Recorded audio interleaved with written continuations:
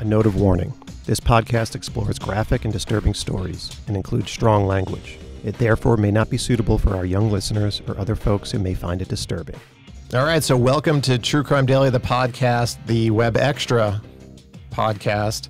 And we're talking with our guest this week, Scott Michaels. Scott Michaels from the Dearly Departed Tours and Museum in Los Angeles, specializing in celebrity deaths and Hollywood crime. And Scott, we went through on the main podcast how you got started and what you do, but you've got a lot of artifacts in your museum, and you brought one in today, and it's actually a case that we covered on the website. And you know, a lot of times when I see stuff, you know, artifacts of killers and things, you know, there's that ghoulishness of it, and I always want to put the victims first. But seeing something as kind of benign as this is interesting because you can get kind of into the head of the person a little bit. And what you brought in is you brought Michael Gargiulo's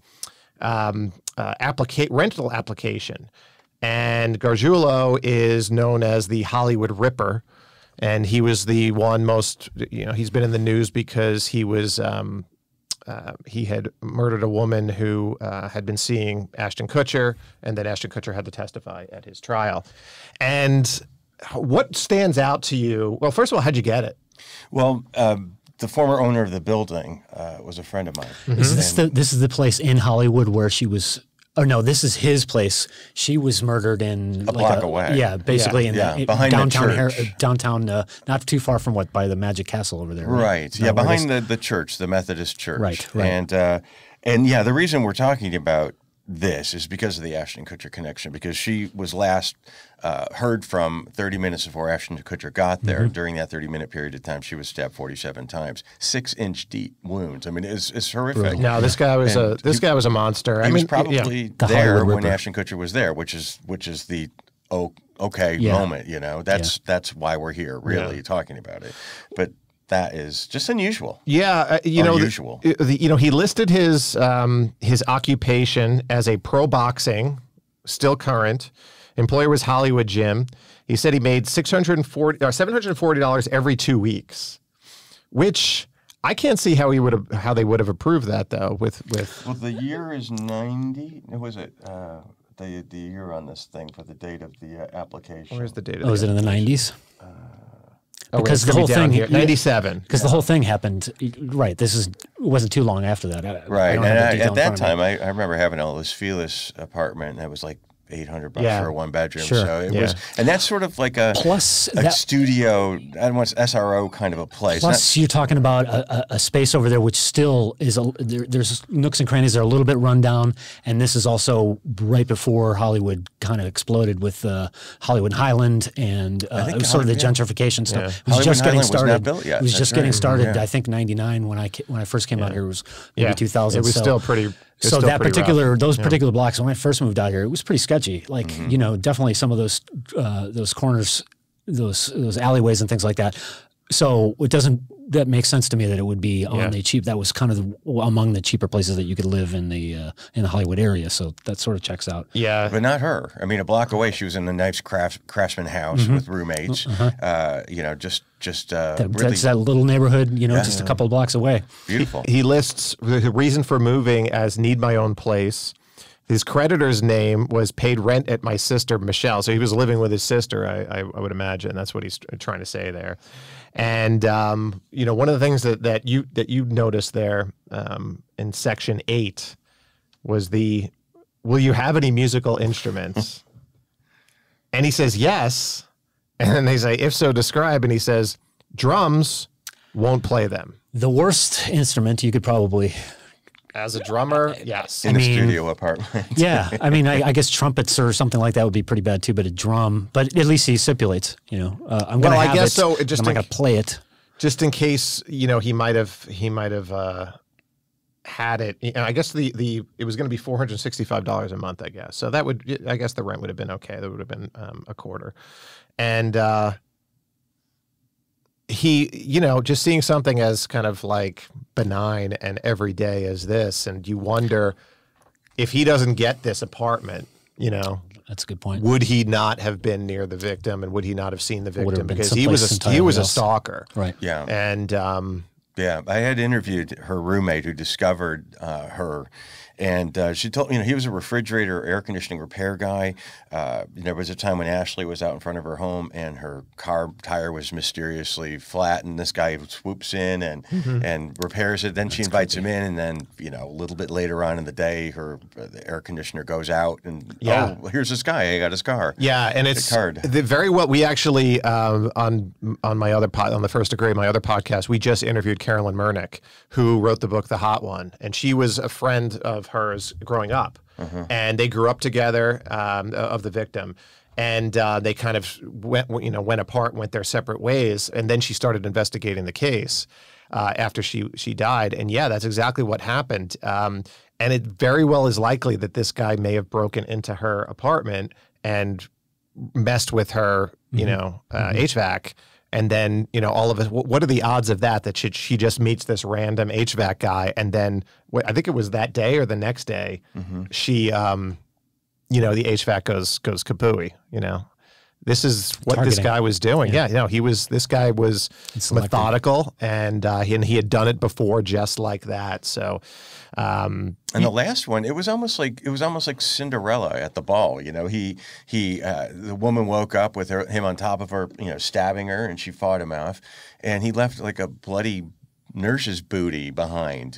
And they followed the trail. It was bizarre. Yeah, that's such a stupid mistake, but there you go. No, we need all of our criminals to make those stupid mistakes. So, yeah. So this is, and you've got a lot of things that are sort of like this. What are some of the things that you've got?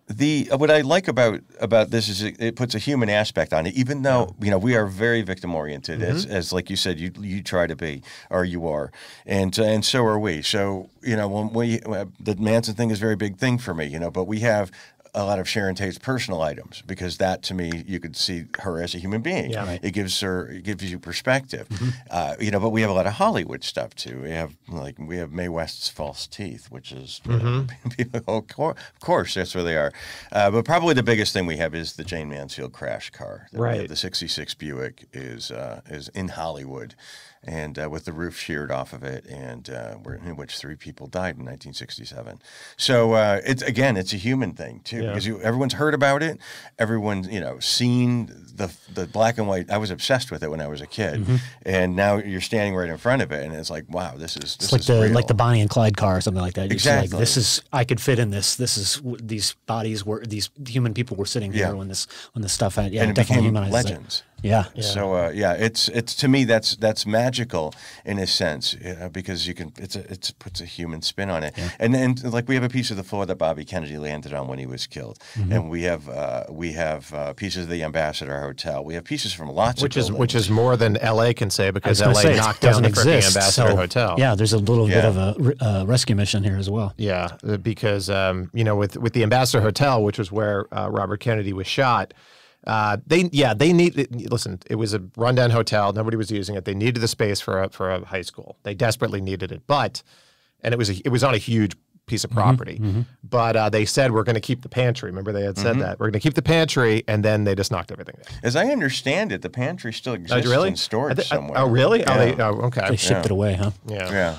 I mean, that's there's a larger tale to be told about. Because he was shot in the pantry, by the way. That's why they would keep it there. About Los Angeles' historical stuff. I mean, on the one hand, Los Angeles has this historical society and, cultivates certain aspects of its history and whatever else. But there's a lot of stuff, and this probably better than just about anybody as far as with the tours. There's a lot of places you can't go anymore because they don't exist, or you want to go to like it's not a crime, but like the Bukowski's house or something like that.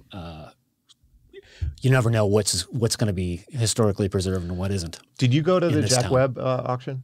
No, I missed that too. I was so bummed. I go to a lot of those, but I missed that. I had a friend go, and because I'm a huge Jack Webb fan. Yeah. And in fact, there's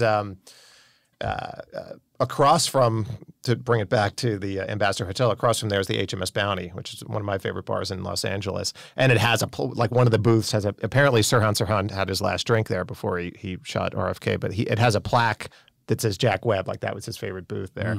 And I got a crystal gavel which I thought was kind of cool, and a plate that had his initials on it. So I want a book of Aristotle too that he had owned. So you know what, I'm gonna have to read that. But since it's the spooky season, one of the things you have here, which is really interesting, is the certificate of death from the city and county of San Francisco for Anton LaVey. And Anton LaVey is somebody that is, if you have ever studied the occult, if you're a Led Zeppelin fan, how would you describe him? He was a showman, most definitely. He was a show-off and, self-exploitative. It's surprisingly intelligent, and the Church of Satan business is fascinating to me because as born a Catholic, that immediately I have an aversion to that, Ouija boards and all that sort of business, like a knee-jerk type of right, yeah, exactly, hot stove type of thing. And the Church of Satan really had very little to do with Satan, but he used that as sort of the scaring point for people because they like to have that sinister image, and he always took credit for things he didn't do.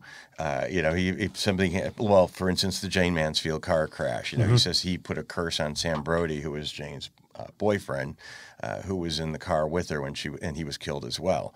And the story was that he was clipping something out of the newspaper the day before, and she turned the paper around. It was Sam Brody's head chopped off or something. He clipped the head off of it. He said he was the advisor on Rosemary's Baby. And he just was. He really for self-promotion there. But, but so he was also he was an author, right? He sold some books. So basically he's in the business he's kind of self-promoting, but he's making his money. Didn't he also have a museum of some sort? Not that I know of, no, but he did. His home in San Francisco was sort of a repository of occult items. Didn't the Grateful Dead live near there? Or? Probably. Janis, Kenneth Anger was another regular at his, he's a member. Forrest Ackerman, surprisingly, was involved. I don't think he was necessarily a member, but Forrest Ackerman was. And then there's the story about L. Ron Hubbard and Forrest Ackerman being together when that famous quote came up about starting a religion. I was just going to say, because this is almost the same sort of template. You're but he lowballed. Not going to go broke. If you want to make $1 million, start a religion. But although a lot more than that. At that point in time, it was only $2 to join the Church of Satan, and he boasted 10,000 members. I think they actually had about 400 at that point. Now, really? Yeah. With the internet, things are very different. But he wasn't making a whole lot of money. He said the Black House, the Black Church in San Francisco, he claimed it was an old brothel. It's actually his parents' home. It was great stories. The mythology of it. And most by him. And he said he grew up with the circus, and he was a cage boy for animal trainers, and it was just nuts. I remember some of this mythology too. In the 80s, when we were sort of going through that mid-80s satanic panic kind of thing, and like I had a lot of friends that were into metal and things like that, and some of these guys really just thought this guy was the coolest guy because of this cultivated image. He was he was bald, he had a jet black goatee, he dressed all in black. He definitely got the shock value for a certain middle American teenage adolescent who was falling for this, but I was young at the time. I'm not sure how the rest of the country or how the rest of pop culture was taking this guy. If it was sort of like, oh my God, this really is an evil guy, or is this a guy kind of a huckster? Yeah, I mean, he managed to enmesh himself in a lot of Hollywood. As I say, Sammy Davis Jr. was a friend. No kidding. And but Anton would say he was a worshiper, and Jane Mansfield was another one. And there's this horrible pictures of Jane sipping from a chalice held by Anton LaVey, and she was just as bad as he was as far as do anything for an inch of column space. Sure. And he was always there with the photographs, and he claimed he had an affair with Marilyn. It's so sad, but he was a showman, and the Church of Satan is fascinating in that it's really about indulgence. This is the thing; it's more about hedonism than it is supposedly about evil and personal freedom, which is why there's actually a great episode of that podcast Disgraceland. I don't know if you ever heard that. It's really good, and it was on Led Zeppelin, and he gets into this whole thing with Jimmy Page and Anton LaVey, and he really explains it like that, which is really that's what it was. It was more about sex, drugs, and rock and roll. Was more along the lines of, hey, we're worshiping Satan. Indeed, even in the last couple of years, this thing with the statue of Baphomet that somebody was trying to, I think it was Oklahoma, they were trying to get this statue of basically the goat god, the evil goat god or whatever it is, onto some state capitol ground.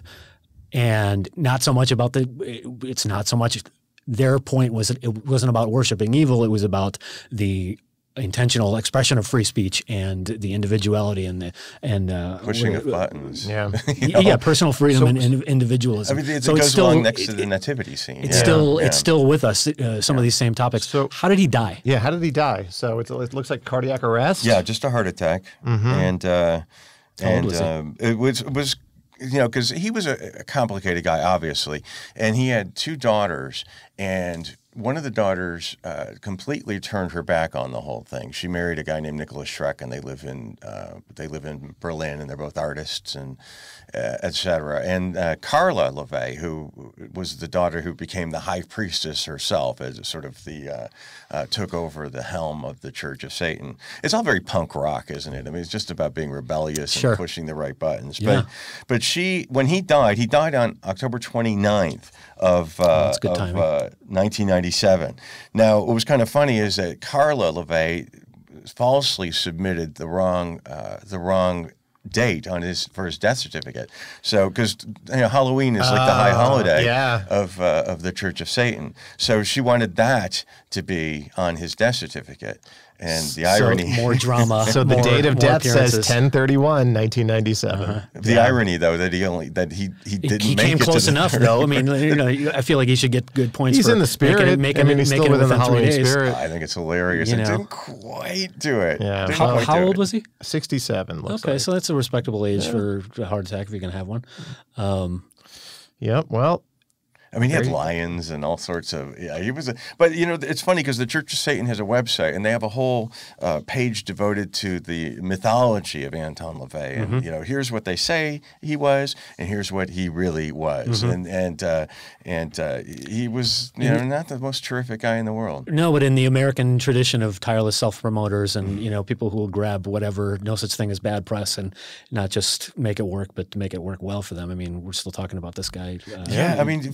I was looking up the tenets. It says, "Do not give opinions or advice unless you're asked." That's quite just nice. Golden rule type stuff. When you're in someone else's home, show them respect, or else don't go there. Yeah. Same with if a guest in your house annoys you, treat him cruelly and without mercy. I love that. So, but it was all about don't be stupid, don't harm kids, don't complain about anything you need, which you need not subject yourself, and these are just. Yeah. Living as a person with no real guidepost or guidebook. Yeah. I don't think so you're telling me there is nothing in there about how to draw blood from small children in a satanic ritual or any goblet-related things like that for the Church of Satan? There were plenty of photographs of him, doing the rituals on the altars. And it's like there were never any real staged. Yeah, exactly. Right. Well, I feel like we're all a little bit more sophisticated these days. I'd like to think so anyway, that some of that stuff wouldn't, they were making use of the fact that this was so exotic back then and you haven't had a lot of exposure to stuff like that. Plus, now you go on the internet, you can find anything and half of it's real and everything else, but it's kind of a precursor to a lot of different things. Yeah, and one of his things was avoid pack mentality, but this is exactly what's going on with the internet.